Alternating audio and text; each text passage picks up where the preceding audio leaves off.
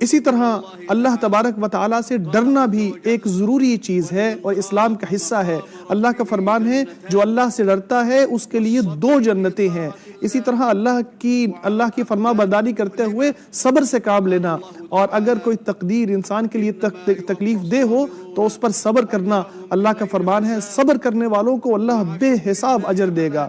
ہاں، اللہ تبارک و تعالیٰ کی نعمتوں پر اللہ کا شکر ضرور ادا کرنا چاہیے۔ اللہ تبارک و تعالیٰ کا فرمان ہے اسی طرح ہم نے ان جانوروں کو، چوپایوں کو آپ کے لیے مسخر کیا ہے تاکہ تم اللہ تبارک و تعالیٰ کا شکر ادا کرو۔ اللہ تبارک و تعالیٰ کی تخلیق میں کچھ ایسے طریقے ہیں جو ہمیشہ سے چلتے چلے آ رہے ہیں۔ انسان کو چاہیے کہ ان پر ایمان رکھے اور ان سے مستفید بھی ہو، ان سے فائدہ بھی اٹھائے۔ اللہ تعالیٰ کا فرمان ہے اللہ اہل ایمان کا دفاع کرتا ہے، اللہ ان لوگوں کو پسند نہیں کرتا جو خیانت کرنے والے ہیں، جو ناشکرے ہیں۔ اسی طرح اللہ کا فرمان ہے اللہ کی مدد کرنے والوں کی اللہ ضرور مدد کرے گا، اللہ غالب ہے اور طاقت والا ہے۔ اسی طرح اللہ کا فرمان ہے کسی ایسی بستی کی مثال ہے جس کو ہم نے ہلاک کیا ظلم کی وجہ سے۔ دیکھیے اب وہ بالکل بے آباد پڑی ہے، ان کے کنویں وہاں پہ ہیں، ان کے گھر ویسے ہی بنے بنائے ہیں لیکن خالی ہیں۔ کتنی ایسی بستی ہیں جن کو ہم نے بہت مہلت بھی عطا فرمائی لیکن ان کے ظلم کی وجہ سے پھر بالآخر ہم نے ان کو پکڑ لیا۔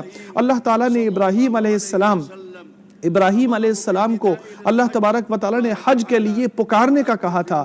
اللہ کا فرمان ہے لوگوں کو حج کے لیے پکارو، وہ پیدل چلتے ہوئے بھی آئیں گے اور طرح طرح کی سواریوں پر سوار ہو کے بھی آئیں گے، دنیا کے مختلف مقامات سے آئیں گے تاکہ یہاں فوائد بھی حاصل کریں اور ان معلوم ایام میں اللہ تعالیٰ کا نام لے کر بہیمۃ الانعام یعنی چوپایوں کو ذبح بھی کریں گے۔ جی ہاں، اللہ تبارک و تعالیٰ کی طرف سے ملنے والے منافع بھی حاصل کریں، اور اللہ کا نام لینے کے لیے حجاج کرام آ چکے ہیں، یہاں موجود ہیں، حج ادا کرنے کے لیے پہنچ گئے ہیں، اللہ کو راضی کرنے کے لیے پہنچ گئے ہیں، اللہ کا ثواب حاصل کرنے کے لیے پہنچ گئے ہیں، بیت العتیق کی تعظیم کرتے ہوئے، مشاعر مقدسہ کی تعظیم کرتے ہوئے یہاں پہنچ گئے ہیں۔ اللہ کا فرمان ہے اور مسجد حرام کہ جس کو ہم نے لوگوں کے لیے بنایا ہے، یہاں ہمیشہ رہنے والا اور دور سے آنے والا برابر ہے۔ جو یہاں پر کوئی گناہ کرنا چاہے گا، جو یہاں پر کوئی گناہ کرنا چاہے گا، ظلم کرنا چاہے گا، ہم اس کو سخت سزا دیں گے۔ جی، یہ لوگ یہاں آتے ہیں، ان جگہوں پر آتے ہیں، ابراہیم علیہ السلام کی توحید کی پکار پر لبیک کہتے ہوئے آتے ہیں، شرک کو چھوڑتے ہوئے آتے ہیں، صرف اللہ کو پکارنے کے لیے آتے ہیں۔ اللہ کا فرمان ہے ابراہیم کے لیے ہم نے اس گھر کا تعین کیا تھا کہ میرے ساتھ کسی کو شریک نہ کرنا، اور میرے گھر کو یہاں رہنے والوں کے لیے، قیام کرنے والوں کے لیے، طواف کرنے والوں کے لیے اور رکوع اور سجود کرنے والوں کے لیے پاک کر دینا۔ تو یہ گھر پاک کر دیا جاتا ہے، یہ گھر پاک کر دیا جاتا ہے ہر اس چیز سے جو اس کے مقام سے وابستہ نہیں ہے، جو اس کے لائق نہیں ہے۔ حج میں کوئی جھگڑا نہیں ہے، کوئی سیاسی نعرے نہیں ہے، کوئی گروہی نعرے نہیں ہیں، بلکہ اللہ کے سامنے جھکا جاتا ہے، صرف اللہ کے سامنے جھکا جاتا ہے اور نبی اکرم صلی اللہ علیہ وسلم کی پیروی کی جاتی ہے۔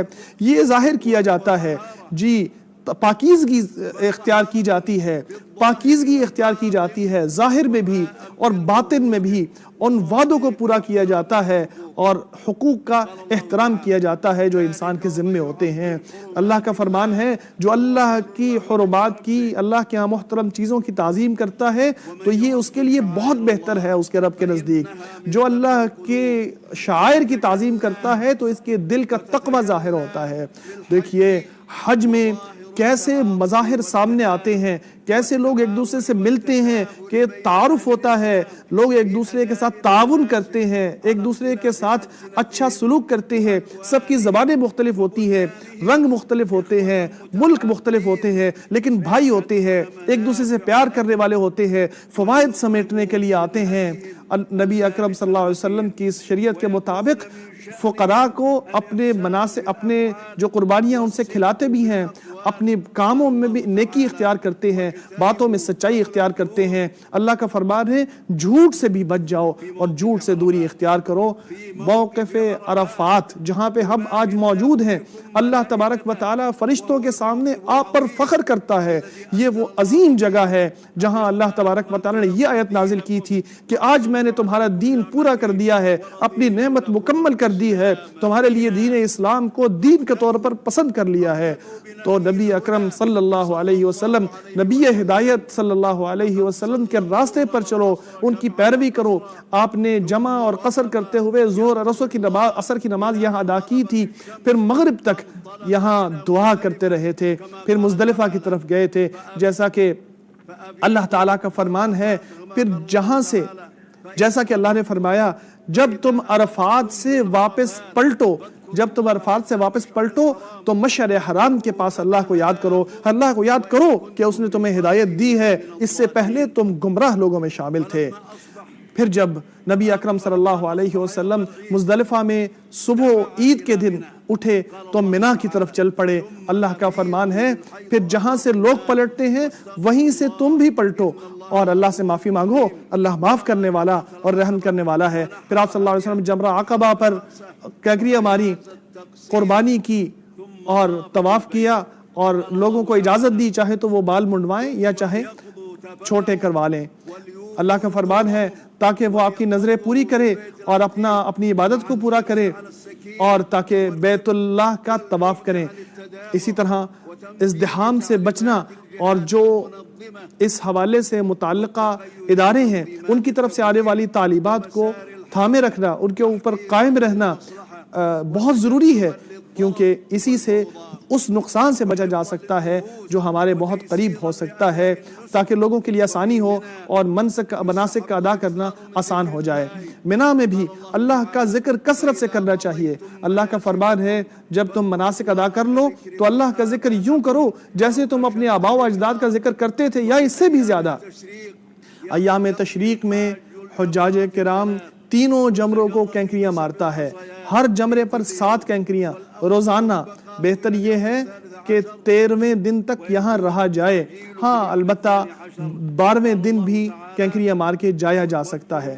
اللہ تعالیٰ کا فرمان ہے ان چند گنے چنے دنوں میں اللہ کو یاد کرو، جو 2 دنوں بعد یہاں سے چلا جائے اس پر کوئی گناہ نہیں ہے، اور جو بعد میں رہے اس پر بھی کوئی حرج نہیں ہے، لیکن شرط یہ ہے کہ تقوی اختیار کیا جائے۔ اللہ کو یاد کرو اور یاد رکھو کہ تم نے اللہ کی طرف پلٹنا ہے۔ سفر سے پہلے طواف وداع کیا جاتا ہے۔ اللہ تعالیٰ نے آپ کو چنا ہے، آپ کے لیے دین میں کسی قسم کی تنگی نہیں رکھی۔ یہ ابراہیم علیہ السلام کا دین ہے، اسی نے آپ کا نام مسلمان رکھا تھا اس سے پہلے بھی اور اب بھی، تاکہ رسول آپ پر گواہ ہو اور تم لوگوں پر گواہ بن جاؤ۔ تو نماز قائم کرو، زکوٰۃ ادا کرو اور اللہ پر بھروسہ رکھو، وہی تمہارا مولا ہے۔ کیا بہترین مولا ہے اور کیا بہترین مددگار ہے۔ یاد رکھو کہ اللہ تبارک و تعالیٰ پر بھروسہ کرنے کا حصہ یہ بھی ہے کہ اللہ سے دعا کی جائے، خاص طور پر حج کے مواطن پر، کیونکہ یہاں پہ دعائیں قبول ہوتی ہیں۔ حدیث مبارکہ میں آتا ہے کہ نبی اکرم صلی اللہ علیہ وسلم نے فرمایا افضل ترین دعا عرفہ کی دعا ہے، اور وہ دعا جو میں نے اور مجھ سے پہلی نبیوں نے دعا کی، افضل ترین دعا وہ ہے اللہ کے سوا کوئی الہ نہیں، اس کے علاوہ اس کا کوئی شریک نہیں، اسی کے لیے حمد ہے، تعریف ہے، اور وہ ہر چیز پر قدرت رکھتا ہے۔ اسے امام ترمذی نے روایت کیا ہے۔ اللہ تبارک و تعالیٰ کا اس حوالے سے یہ بھی فرمان ہے، اللہ فرماتا ہے میری دعا مجھ سے مانگو میں تمہاری دعا قبول کروں گا، جو دعا سے تکبر کرتے ہیں وہ ذلیل ہو کے جہنم میں جائیں گے۔ اسی طرح اللہ کا فرمان ہے کچھ لوگ ایسے ہیں جو کہتے ہیں اللہ ہمیں دنیا میں دے اور آخرت میں بھی دے اور ہمیں آگ کے عذاب سے بچا۔ یہی وہ لوگ ہیں جن کی کمائی کا بدلہ ان کو ملے گا اور اللہ صحیح حساب کرنے والا ہے۔ اے اللہ حجاج کرام سے ان کا حج قبول فرما، ان کی دعائیں قبول فرما، ان کے معاملات آسان فرما، ان کے گناہ معاف فرما دے۔ اے اللہ ان کو ان کے گھروں تک سلامتی کے ساتھ، اجر کے ساتھ، کامیابی کے ساتھ پلٹا دے۔ اے اللہ مسلمانوں کے احوال درست کر دے، ان کو حق پر جمع فرما دے۔ اے اللہ مسلمانوں کے احوال کو درست کر دے، ان کو حق پر جمع کر دے۔ اے اللہ مسلمانوں کے احوال کو درست فرما دے، ان کو حق پر اکٹھا فرما دے۔ اے اللہ تمام معاملات کو اپنی طرف سے سنبھال درست کر دے، دینی معاملات کو بھی، دنیاوی معاملات کو بھی، ان کے سارے معاملات درست کر دے۔ اے اللہ ان کی دینی اور دنیاوی معاملات درست کر دے۔ اے پروردگار عالم، اے اللہ خادم حرمین کو توفیق عطا فرما، شاہ سلمان بن عبدالعزیز کو کامیابی عطا فرما، اس کے ولی عہد شہزادہ محمد بن سلمان اور اس کے ولی عہد شہزادہ محمد بن سلمان کو بھی کامیاب فرما۔ اے اللہ دونوں کو بہت جزائے خیر عطا فرما، دنیا میں بھی اور آخرت میں بھی۔ انہوں نے تیرے بندوں کے لیے بڑی آسانیاں کی ہیں، حجاج کے لیے مناسک آسان کر دیے ہیں۔ انہوں نے بہت فراخ دلی کے ساتھ خدمت حرمین کے لیے خرچ کیا ہے، یہاں آنے والوں کی خدمت کے لیے بہت کچھ لگایا ہے، بہت محنت کی ہے۔ اے اللہ ان کے ذریعے دین کی خدمت عطا فرما۔ درود و سلام ہو ہمارے نبی محمد صلی اللہ علیہ وسلم پر، آپ صلی اللہ علیہ وسلم کے اہل بیت پر اور تمام صحابہ کرام پر بہت زیادہ درود اور سلام۔ یہاں خطبہ حج مکمل ہو گیا ہے۔ نظامی صاحب پلیز۔ بہت شکریہ، thank you very much Atif Ilyas صاحب، ڈاکٹر عاطف الیاس۔ آپ نے ڈیٹیل میں جس طرح ابھی اس کے حوالے سے ترجمے میں بتایا، اور خطبہ حج علی بن عبد الرحمن الحذیفی صاحب امام و خطیب مسجد نبوی ہمارے ساتھ یہاں پہ لائیو تھے بھی، اور بہت سے لوگ جو بھی انتظار کر رہے تھے کہ خطبہ حج کس وقت ہوگا، تو 2:15 پہ آلموسٹ آن ایئر گیا، اور آپ نے سنا کہ کس طرح سے خطبہ حج میں بہت ساری چیزوں کو بتایا گیا، اور یہ وہی چیزیں ہیں جو خطبہ حج میں حجۃ الوداع کے موقع پر نبی مکرم صلی اللہ علیہ وآلہ وسلم نے بہت ساری چیزوں کے بارے میں پہلے سے بتا دیا تھا۔ اس بارے میں حافظ مسعود عالم صاحب بھی چونکہ ہمارے ساتھ موجود ہیں، تو اس خطبے کے حوالے سے ان سے بھی بات کریں گے۔ شیخ محترم دیکھیے، عذاب کے حوالے سے بتایا انہوں نے، تقوی اور پرہیزگاری کے حوالے سے بتایا، اللہ تعالیٰ کے حق کے حوالے سے انہوں نے بات کی، مردوں کو زندہ کرنا اور قیامت آ کے رہے گی، آخرت کی تیاری کے حوالے سے بہت ساری چیزیں ہیں جو آپ سن بھی رہے تھے، تو فرمائیے گا اس خطبے کے حوالے سے۔ اس میں کوئی شبہ نہیں کہ یہ ہمارے محترم ہمارے بھی استاد ہیں، ہم نے بھی ان سے پڑھا ہے۔ اچھا جی ماشاءاللہ۔ تو ہمارے دور میں ہی وہاں جی آئے تھے، اور ماشاءاللہ بالکل ان کا جو ہے نا سادگی کا بڑا ہی عجیب حال تھا، جی لیکن ماشاءاللہ خود بھی امام ہے اور ان کے صاحبزادے بھی امام ہیں جی مسجد ربی کے اندر، اور بڑے زبردست خطیب۔ انہوں نے پورے دین کا جو ہے نا وہ ایک جامع خلاصہ آپ کے سامنے رکھا ہے، اور اس کے لیے جس چیز کو انہوں نے خاص طور پر ذکر کیا ہے کہ انسان کے اندر اگر آخرت کی فکر ہو، اللہ کے سامنے پیش ہونے کا احساس ہو، تو پھر انسان دین کے ساتھ جڑتا ہے اور اس دین کے اوپر عمل کرتا ہے، اور جب انسان آخرت سے غافل ہو جاتا ہے تو پھر یہ دین جو ہے نا انسان کے اندر سے نکلنا شروع ہو جاتا ہے۔ تو اس لیے دین کی جو اساس ہے وہ سب پہلی چیز ہے اللہ کی توحید، اللہ کو ماننا اور اسے واحد لا شریک ماننا، اور اس کی ذات میں، اس کی صفات میں، اور اس کے افعال میں، اور اس کائنات کی تدبیر اور اس کے تصرف میں کوئی بھی اس کا شریک نہیں ہے، کوئی اس میں حصے دار نہیں ہے، وہ اکیلا ہی ہے جو سب کو سنبھالے ہوئے ہے۔ حي على الفلاح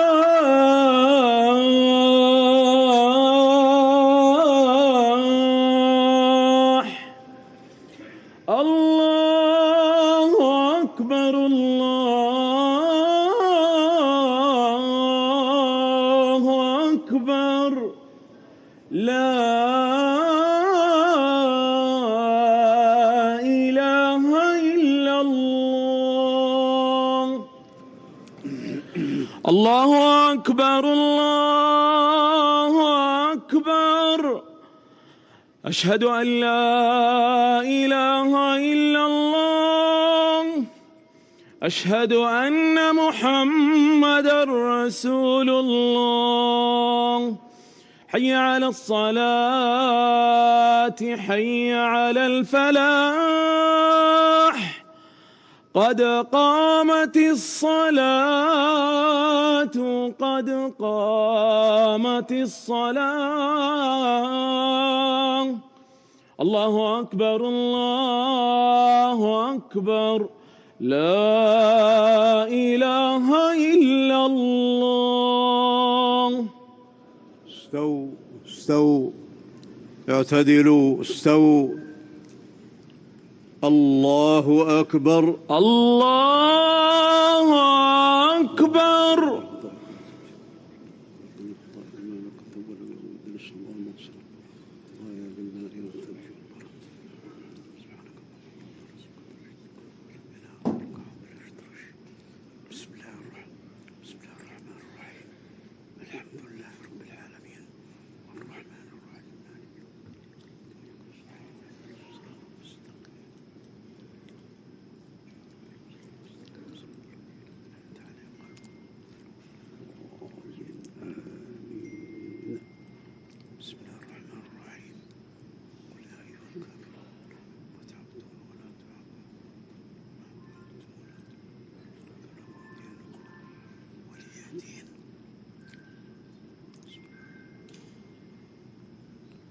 الله أكبر. الله أكبر.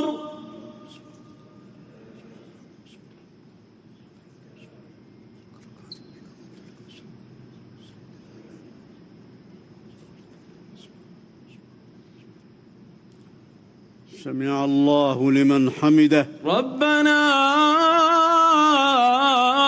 ولك الحمد.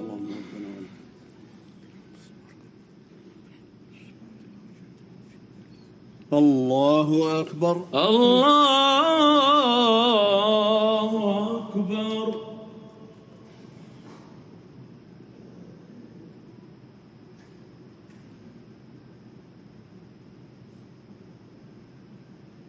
الله أكبر. الله أكبر.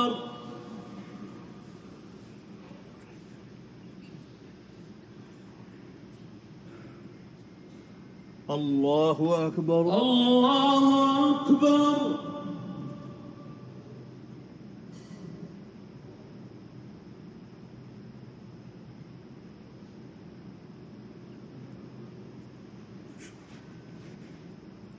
الله أكبر. الله أكبر.